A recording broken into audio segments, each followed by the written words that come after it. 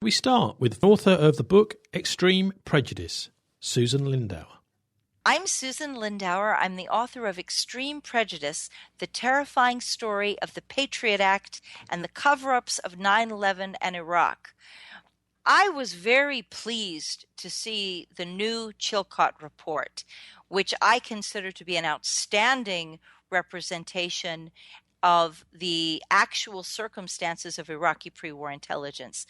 I was the chief CIA asset covering the Iraqi Embassy at the United Nations in New York from 1995 to 2003. And I was actually having sit-down meetings with ambassadors and senior diplomats at the Iraqi Embassy about every 3 weeks. And I was a covert back channel on terrorism intelligence mostly. Susan, how does someone get into a job like that? Oh, that's a long story. The most important thing is that I was involved directly with the Iraqi ambassador in the negotiations to resume the weapons inspections. And there was a substantial peace option on the table that was offered from the very beginning of the Bush presidency in January of 2001, which stayed active right up until the invasion. And I want everyone to know that I made a point of sharing that intelligence with members of the Labour Party in Britain. I was very aggressive in communicating with the British intelligence services, with the British leadership in Parliament, specifically the Labour Party. I wanted the Labour Party to know what these options were, and so every single person that I could find. And now I'm in Washington D.C., so I'm on the opposite side of the pond, and some of the people that I sent to might not have been exactly the right people. I will confess that, but I made a tremendous effort to get this information to Britain.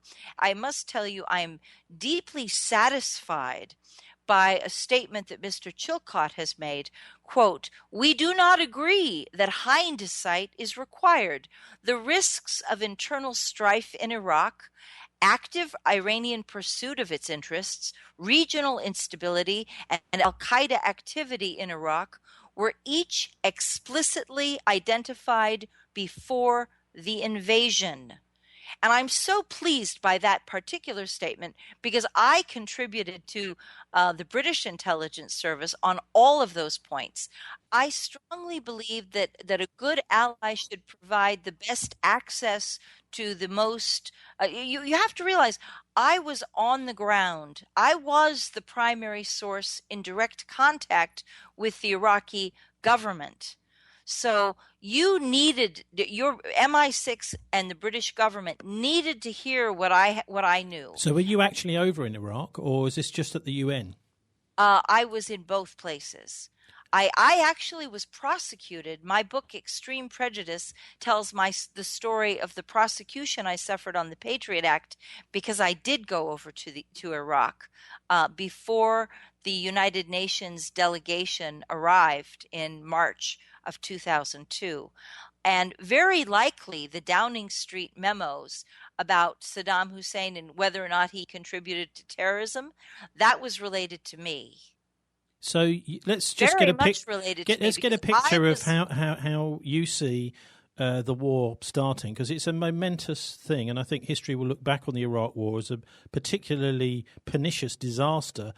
Yes. And also something which was set up deliberately. And remember, this country, Iraq, is the cradle of civilization for the entire humanity from thousands of years ago, and so it's quite an important, significant country to be completely overthrown in this way, which went round the United Nations. Many people say a completely illegal war, and that the people who perpetrated it, including those maybe that told the lies in the media, should stand trial for those lies. And for perpetrating an illegal war. But from your perspective, how did it come about that the weapons of mass destruction lie and all the rest of the lies actually led to war in a way which was so totally unjust? And as we've more recently seen just this week, 250 innocent people killed in Baghdad in a bomb blast, that we've turned this country into a total disaster.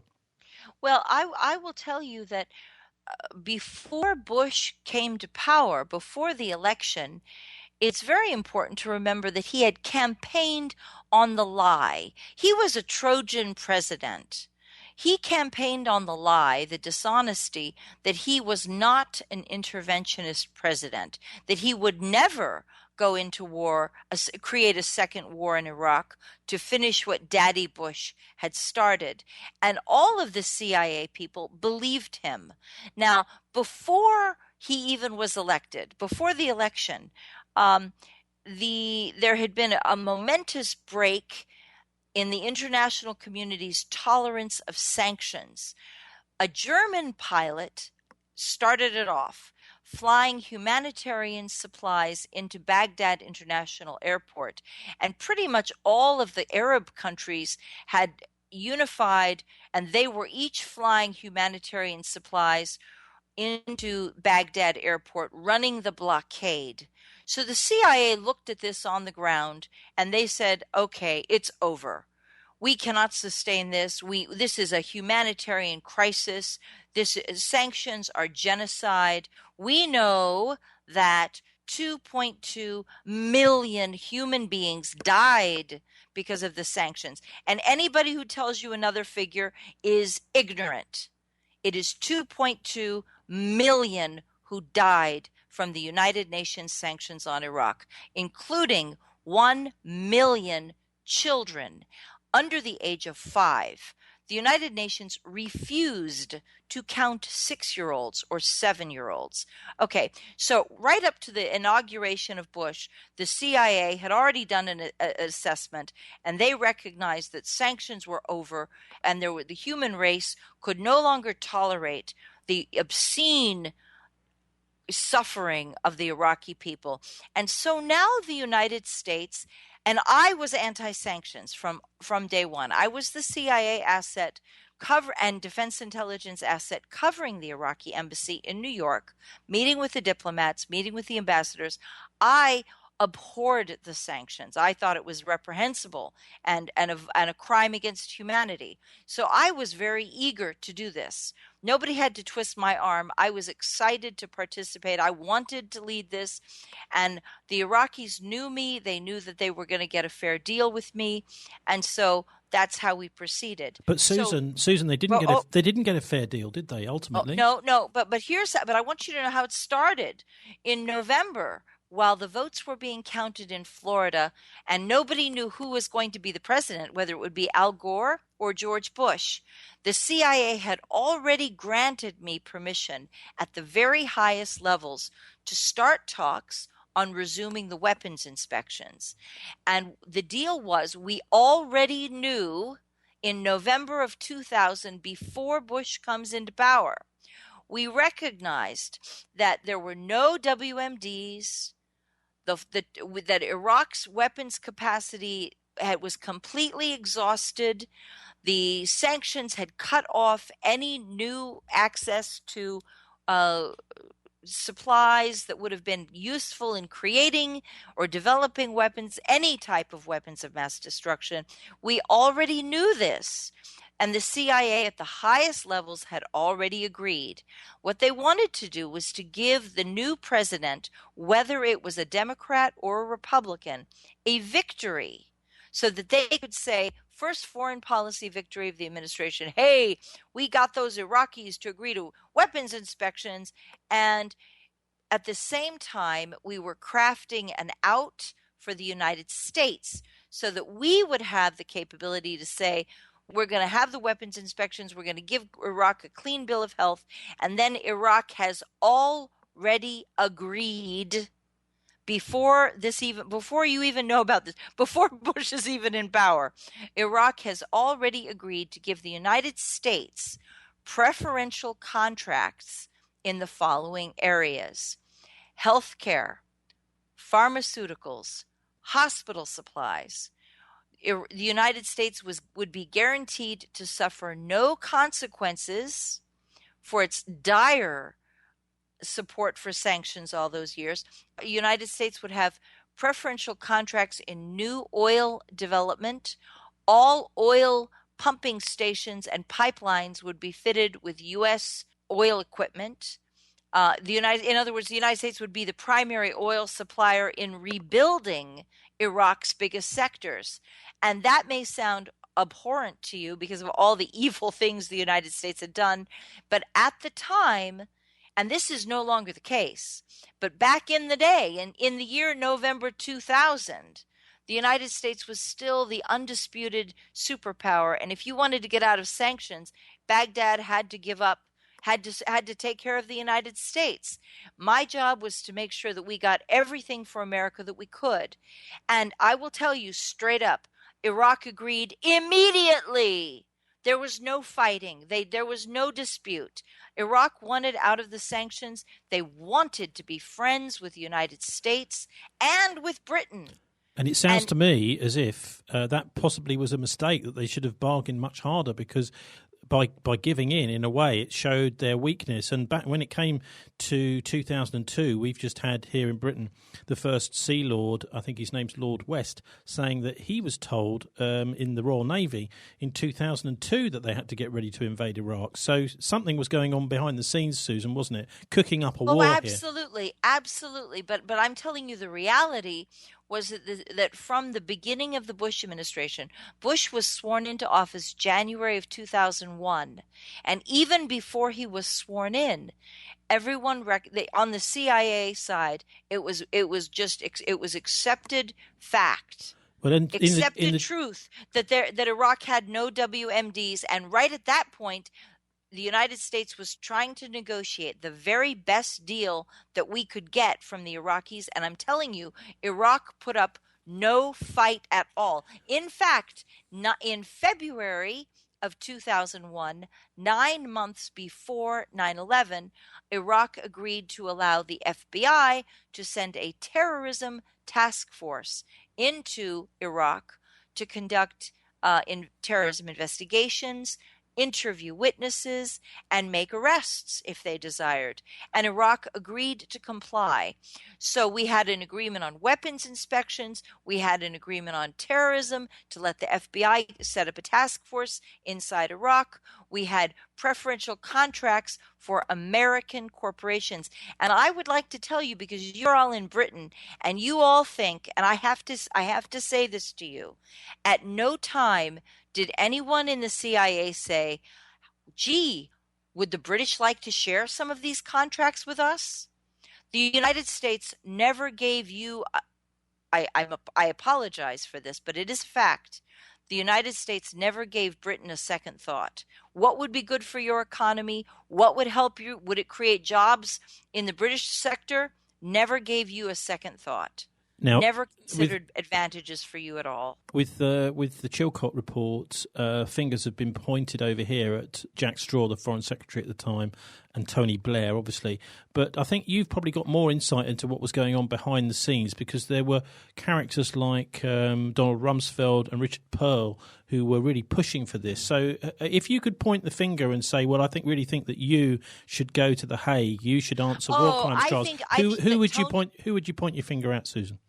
In Britain, I would definitely point my finger at Tony Blair and Straw. Shameful for performances. I was so grievously offended and furious that Tony Blair dared to blame the intelligence community on this. Mr. Chilcot is correct. There was a lot of good intelligence coming out of MI6. Good intelligence warning them exactly what was going to happen. The consequences were well anticipated, but Mr. Kelly, for example, is a good example of somebody who paid the ultimate price, who was suicided to keep him quiet, to protect Tony Blair. I'd blame Mr. Tony Blair for Mr. Kelly's death, frankly. And it was a disgraceful performance. These leaders who demanded the war, who forced our country into the most devastating conflict, which is continuing to burn and is going to continue to explode for the next 100 years. This is the turning point of history, in my opinion. The Iraq War is the turning point of history. And Tony Blair, forced our country into war, our world into war, and then lacked the courage and integrity to take responsibility for his own decisions. And I know for a fact that some factions of British intelligence tried to warn them. And in an intelligence game, it's always about factions. So some factions are in power, some are on the outs, but the British government, as you can see watching if you watch just the Labour Party and the Tories fight it out on the floor in Parliament, you have a healthy democracy, a healthy a community of voices that are chomping and loud, and they're noisy, and democracy is so exciting and so difficult because of those different voices. But I promise you, everyone was screaming for them to stop. There were a lot of voices, very smart people, saying exactly what Mr. Chilcott has said. They were treated abominably by Tony Blair. If you want the responsibility of office, you'd better be ready to shoulder the responsibility of the job.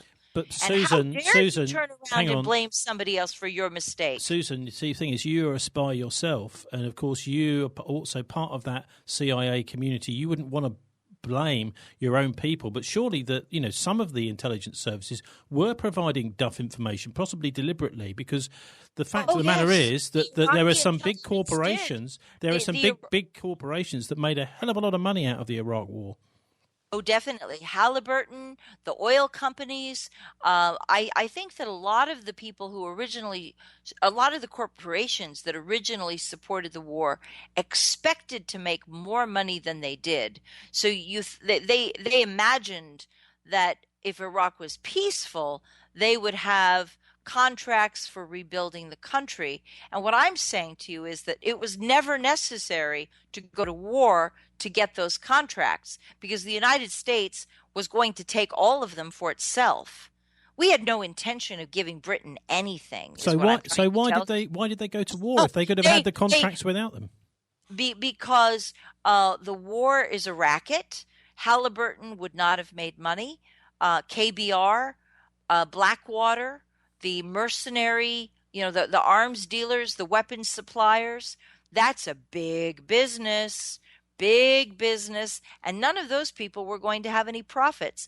But I set out to guarantee, and I can promise you we succeeded in spades, to guarantee that there would be a peace dividend that would generate huge profits for shareholders. It would create jobs. It would create billions of dollars in positive revenue that, without having to kill people is what I mean. Positive revenue that would be, building a society, rebuilding Iraq's water systems, rebuilding sanitation, rebuilding the hospitals, so that the Middle East would be stronger, healthier, more vibrant, functioning, and that there would be a good bridge between the West and the East.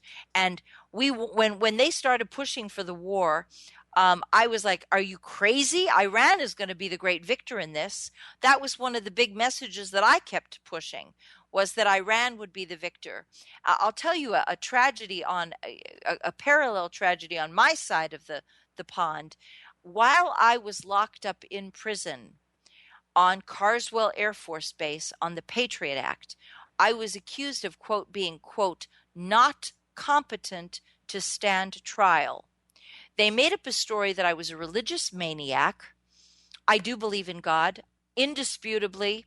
I refuse to disavow my faith in God.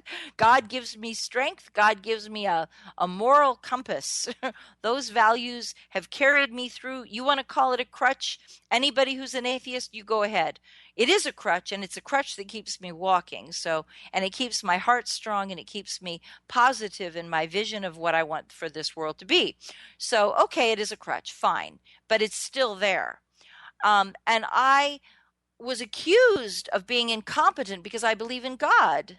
They actually dared to accuse me of that.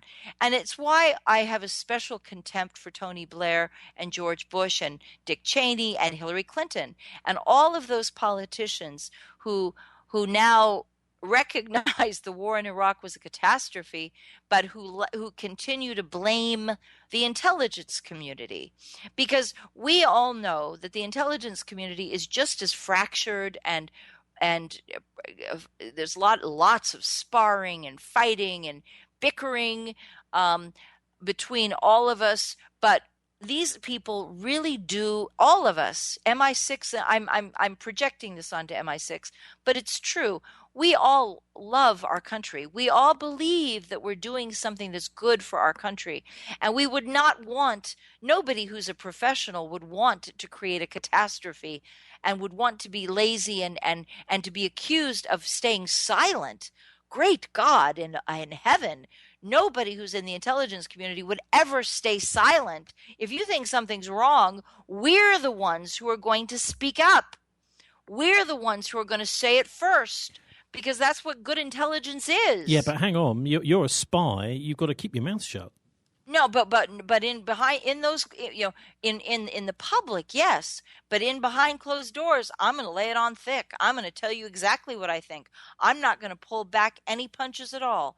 When I come out into the community, I'm going to keep my mouth shut because I do have privileged access. I was in direct contact with Iraq's ambassador for years.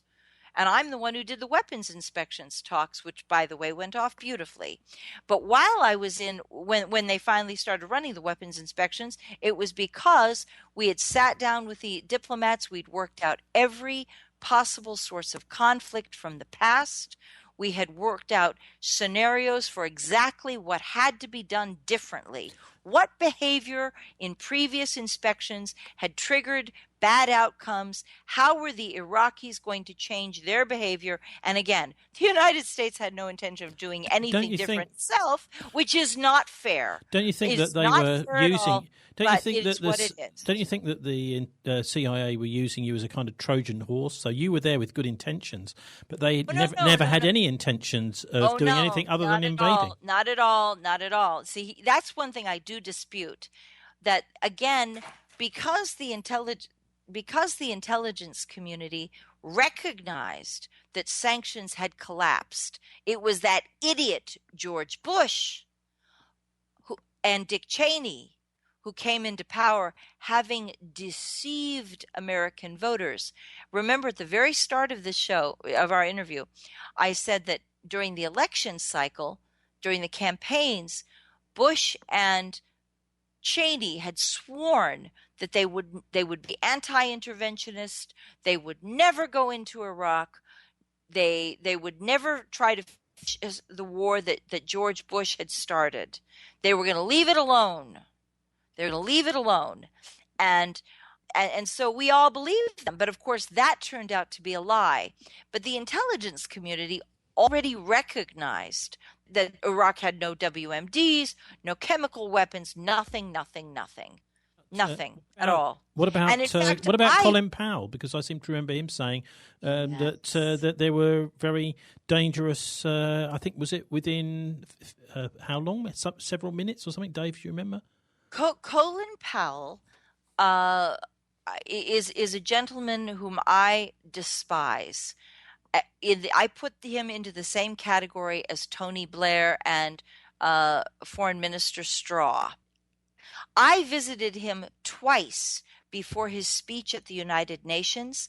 I delivered him first the copies of the Iraqi peace option so that he would know what options were available. And the second visit, I communicated to him that the Iraqi exiles were fabricating wild lies, wildly inventing stories because they had no support inside Iraq. They desperately needed the United States to send soldiers to force their way into power because they would never have any chance of rising on their own. And so I said, we're being manipulated by the exiles because they have no natural constituency at home. They've been out of the country for 30, 40 years. Nobody knows them. All the Iraqi people know is that the exiles supported the sanctions. The sanctions are hated. The exiles are hated. They've got no future. And so they are fabricating information because they have no other way of getting back into Iraq. And I was dead on the mark, accurate. Let me tell you what Colin Powell did. Colin Powell turned that information over to the FBI. When he decided to whitewash the blood and dirt off his cowardly uniform, he, on September 8th, 2005, he gave a powerful interview to a journalist named Barbara Walters, declaring that it was the mid-level people at the CIA who failed to speak up and warn him about the bad intelligence he was getting from Iraqi exiles. And except for the tiny little problem that I had done so, and he had turned my papers over to the FBI. That was that broadcast on September 8th. On September 17th, I was declared, quote, not competent to stand trial. So I had been accused of being an Iraqi agent for opposing the Iraq War because they said it was traitorous. I was committing treason because I had spoken out against the Iraqi War. But I was demanding my right to due process. I was demanding a trial. So what they declared was that I was not competent to stand trial, not competent to assist my attorney. And on September 23rd, 2 weeks after Colin Powell's speech, I was summoned into court and ambushed, ordered to surrender to prison without a trial or a hearing. And on October 3rd, I did, in fact, surrender to prison on Carswell Air Force Base. So the whole thing in a space of less than a month, from September 8th to October 3rd, I am cleared out of the way so that Colin Powell can go out and give his grand tour of pouting and petulance, declaring how bad the intelligence community was, that nobody came and told him, and it was our fault. It was never his fault. He's not responsible for this mess. Don't blame me. And I was locked up in prison for a year. And when at first I was only supposed to be locked up for 4 months, but they realized that as soon as I got out, I was gonna start shouting again, and I was gonna start talking. And so they kept me for a year, and they actually argued, Tony, that I should be forcibly drugged with Haldol, Ativan, and Prozac. Though I suffer no mental defects at all, except that I am politically inconvenient for knowing the real story of Iraqi pre-war intelligence. But it was the most terrifying experience of my life. Because I was arrested on the Patriot Act, I was subjected to secret charges, secret evidence, secret grand jury testimony. I was not allowed to see the evidence that my attorney was holding, that my first attorney was holding, until after the charges were dismissed. My first attorney refused to turn over my legal files to the second attorney until right after the charges were dismissed. And then the day after the case was dismissed, all of a sudden everything is sent to me. And I found the records from Colin Powell demanding that I had to be removed. Amazing. Looking back now on that time in jail, how did you survive? It was the most terrifying experience of my life. And I'm not saying that anybody who goes to prison it's very unpleasant. Nobody wants to do that. Don't break the law. It's an awful experience. But my case was traumatizing because I was denied the right to a trial. What they wanted to do was to lock me up for 10 years in prison. They actually petitioned the court to do this. Lock me up for 10 years, declaring that I was not competent, and therefore I should be denied the right to a hearing in case perhaps I could bring witnesses or prove evidence that my story was true. And while I would be locked up for 10 years, I would be put into a straitjacket and tied down and forcibly injected with drugs that would chemically lobotomize me so that my brain would be cooked. And I would be, until I was so wrecked and ruined and physically destroyed that I would never be a threat. The truth of what I knew would never be a threat to anyone like Tony Blair or George Bush or Dick Cheney or Colin Powell. What scum. That's why I have to tell you, I admire Mr. Chilcott's report very much. And to me, it's personally significant. And the only thing I would add to it that he may not know. They may know this or they may not. They do know that MI6 possessed this information about the real good quality information about what would happen, and that it is not hindsight. Everyone talked about it during the period of time.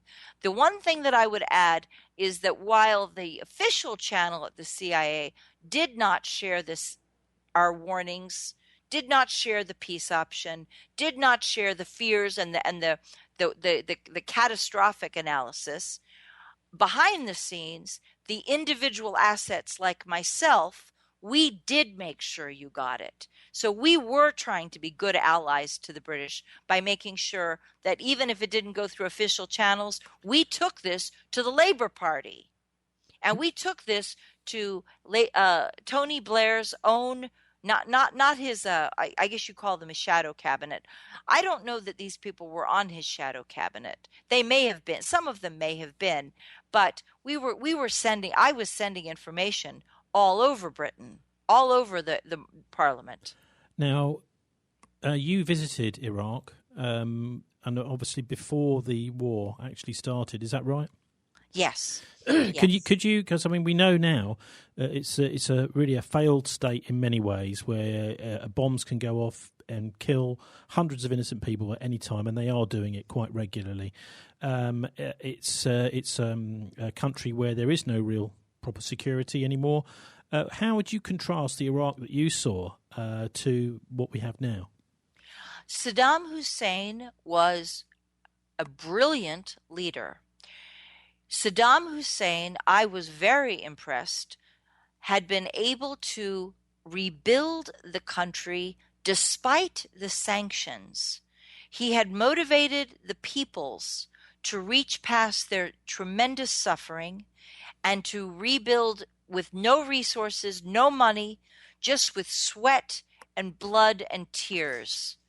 And I have to say that everybody talks about Saddam as if he was this dastardly, villainous, dangerous man. I did not see that in Saddam. I saw a survivor. I saw someone who could be ruthless, definitely ruthless, but not a coward. He rose to the challenge of defending his people, and he gave them order. This would never have happened under Saddam. Nothing that has happened in the past 15 years would have been possible when Saddam Hussein was in power. Iraq would have survived. Did you ever meet him? No, but I met his security chiefs. I met some of the members of the Revolutionary Council. And I understood from diplomats that before they would go to New York, when they were home while they were waiting for assignment, that he would speak to them about me, and that they were told that I was an acceptable person for them to contact, and that Saddam was very much aware of what we were doing. They always said that.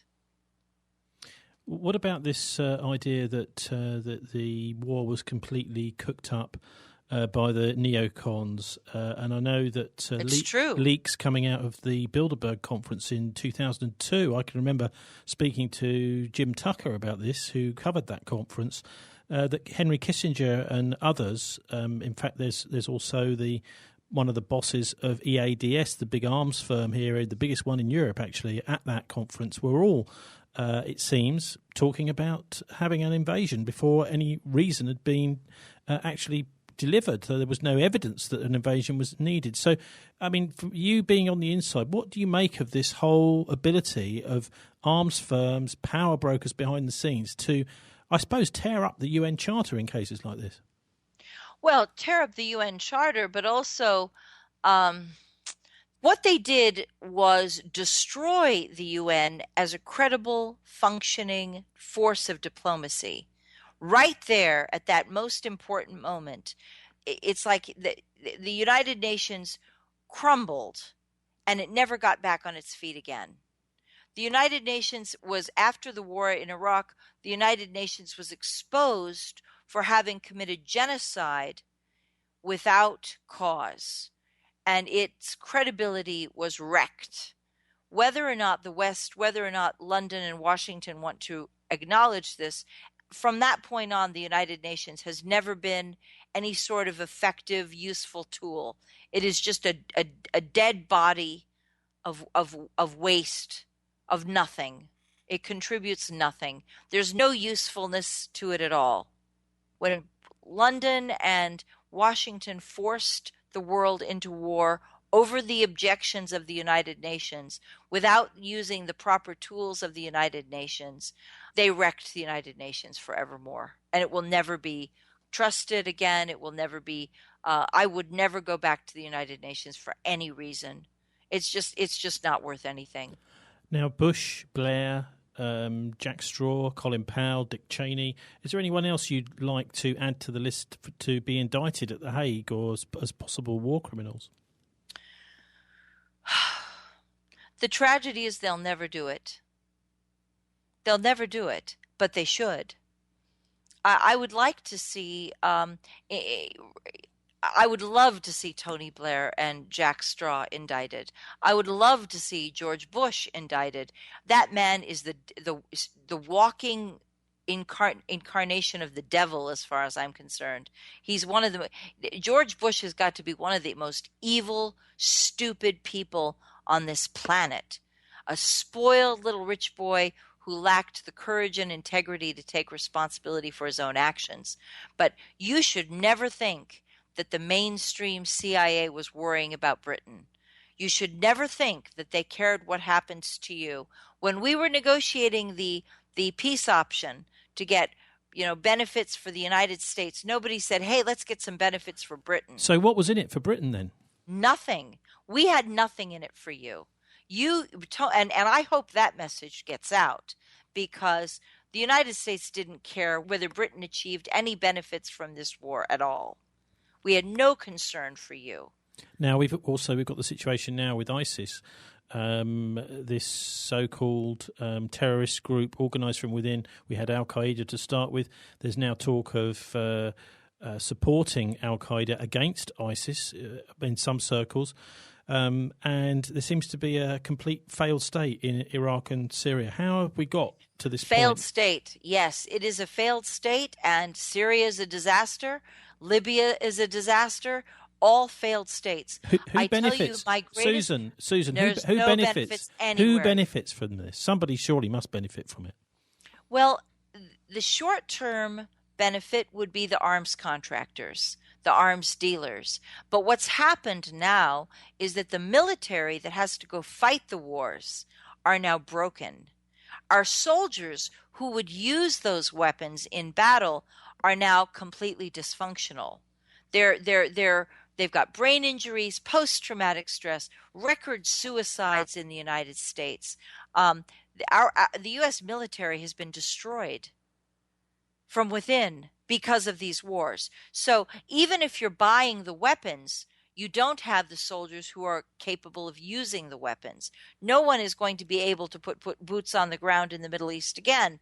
Hillary Clinton is delusional, imagining that she can go start a war in Iran and she's going to go start a war in Lebanon. And that's the problem, is that we have this neocon redux that Hillary Clinton thinks, well, okay, I got it wrong all those other times, but maybe this time I'll get it right. Hillary Clinton is perhaps, I would consider, the most dangerous woman in the world right now, because she is capable of unleashing more hell, more violence against the planet, that's going to destroy more civilizations, just like Iraq. And she's doing it for Israel. She's absolutely motivated by this blind desire to help Israel. And it's not good for anybody. The United States Treasury is bankrupt. The U.S. military is broken down and incapable of the soldiers themselves. They're good people. They started off as good people, but now they're wrecked and hollowed out. Like after World War I would say. Like when your soldiers came home after World War I and there was shell shock. That's what we're dealing with here. We cannot fight a war. We can't. What about your book? Just tell us about that, please, Susan. My book is Extreme Prejudice, The Terrifying Story of the Patriot Act and the Cover-Ups of 9/11 in Iraq. And it's actually very important. I hope that all those people following the Chilcot report will get my book, because will buy my book from Amazon in Britain, because you'll see the real story of the peace option, the history of the efforts to stop the war from inside the intelligence community, which were very aggressive. And I'm very glad, I'm very pleased that Mr. Chilcot is acknowledging this, and he's not saying that all of this information that we have now is hindsight. There was a lot of good people, and I'm patting myself on the back, but I'm also patting MI6 on the back. And there's some other lots of good people who were not passive and stupid. We spoke up. We were aggressive because of the nature of our business, which is that you project an appearance of silence on the outside. That's professional behavior. But inside behind closed doors, there was, that we were fighting as hard as we've ever fought anything. And even though the formal channels between Britain and Washington were silent on this antipathy towards the war, behind the scenes, again, the back channels into Britain were flowing hard with warnings and saying, don't do this. The real stuff in the United States says, don't do this. This is a mistake. It's a catastrophe. And the British, I'm very pleased to see, are acknowledging that now too. Susan Lindauer.